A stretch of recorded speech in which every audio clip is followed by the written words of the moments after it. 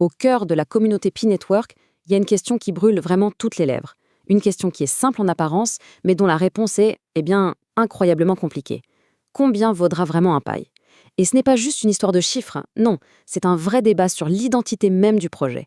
Alors, voilà ce qu'on va faire. On va décortiquer ensemble les deux grandes visions qui s'affrontent pour le futur du Pi. On va parler du rêve un peu fou de la GCV, puis du plan beaucoup plus terre-à-terre des contrats intelligents. Ensuite, on fera un point sur la situation actuelle, sans détour. Et enfin, on essaiera de se projeter un peu pour voir à quoi pourrait ressembler la valeur du Pi en 2030. Il faut bien comprendre qu'en ce moment, au sein du Pi Network, c'est un peu comme une bataille. D'un côté, il y a la conviction, la foi de la communauté qui veut pousser la valeur vers le haut. Et de l'autre, il y a l'équipe de développement avec sa feuille de route qui est, elle, entièrement basée sur la technologie. La question est donc là, entière. Que vaut réellement le Picoin? Et ce qui rend tout ça passionnant, c'est que la réponse ne sera pas un simple chiffre qu'on trouve sur un écran. Non, la réponse sera le résultat de ce choc, ce débat intense entre deux philosophies complètement opposées. Résumons un peu ces deux camps.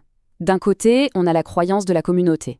L'idée que la valeur peut naître simplement parce qu'un grand nombre de personnes y croient très fort.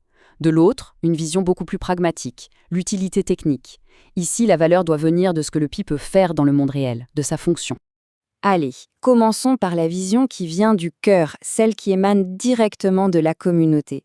C'est le rêve d'une valeur qui ne serait pas dictée par les marchés financiers, mais créée par les gens eux-mêmes. Et pour bien comprendre cet état d'esprit, il y a une analogie qui est juste parfaite. C'est un pari sur le très très long terme. C'est une spéculation basée sur un espoir immense et une patience qui semble infinie. Certains sont vraiment prêts à attendre des décennies pour que cette croyance se transforme en valeur concrète. Et ce mouvement, il a un nom, la Global Consensus Value, ou GCV. L'idée, c'est de se mettre d'accord sur un prix de base très élevé, comme le fameux 314,159 $, et de faire en sorte que ce prix devienne réel grâce à des échanges, du troc, des commerçants qui l'acceptent. En gros, créer une économie parallèle qui n'a rien à voir avec les plateformes d'échange traditionnelles. Ok, ça, c'était la vision de la communauté. Maintenant, regardons ce que l'équipe officielle, la Picor Team, a en tête. Et là, on change complètement d'univers. C'est la réponse technique, logique, à l'idée de la GCV. Ici, la valeur ne se décrète pas. Elle se construit brique par brique. Le pilier de cette stratégie, c'est ce qu'on appelle les contrats intelligents. Alors pour faire simple, c'est un peu comme un distributeur automatique. On met une pièce, on appuie sur un bouton, la boisson tombe. Il n'y a pas de vendeur, pas d'intermédiaire. Le code fait tout le travail automatiquement, une fois que les conditions sont remplies. C'est direct, transparent et efficace. Et le tout premier contrat intelligent de Pune se concentre sur les abonnements. Et c'est assez malin comment ça marche. On approuve un budget pour une appli, mais l'argent ne quitte pas notre portefeuille, il reste chez nous. L'appli se sert automatiquement au bon moment, mais on garde le contrôle total et on peut tout annuler quand on veut. C'est une approche qui redonne vraiment le pouvoir à l'utilisateur. Donc, ce qu'il faut bien comprendre ici, c'est que l'équipe de développement ne se focalise pas sur le prix. Pas du tout. Leur but, c'est de construire des outils solides pour que des développeurs viennent créer des applications utiles, des vraies applis. C'est ça qui, à terme, est censé créer une demande naturelle, organique, pour le Pi. Bon, on a d'un côté le rêve, de l'autre, le plan. Mais aujourd'hui, maintenant, concrètement, où en est le réseau? C'est là que la croyance et la technologie se heurtent de plein fouet à la dure réalité du marché. Et pourtant, Pi a un atout dans sa manche. Et quel atout? Son avantage numéro 1, c'est sa communauté. On parle de plus de 18 millions de personnes, des vraies personnes, vérifiées. Aucune autre blockchain n'a jamais démarré avec une base d'utilisateurs aussi gigantesque, déjà prête à l'emploi. Mais il y a un mais, un énorme mais. Malgré cette communauté massive, le volume d'échanges, l'activité économique réelle est, pour citer un analyste, honteusement bas. Il y a donc un décalage immense entre le nombre de personnes impliquées et ce qu'elles font réellement avec leur Pi. Et les défis ne s'arrêtent pas là.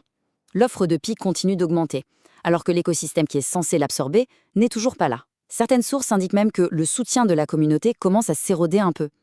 Et bien sûr, n'oublions pas que Pi arrive dans une arène où des géants comme Ethereum et Solana dominent déjà le jeu.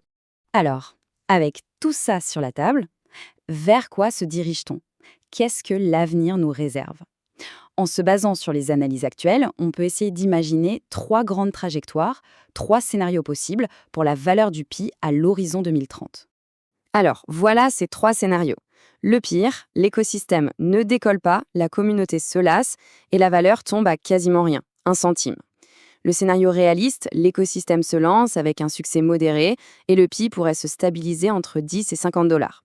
Et enfin, le scénario optimiste, des partenariats majeurs, de l'investissement institutionnel, et là, une valeur à 100 dollars ou plus devient envisageable. Mais au final, et ça c'est vraiment le point sur lequel toutes les analyses s'accordent, rien n'est joué.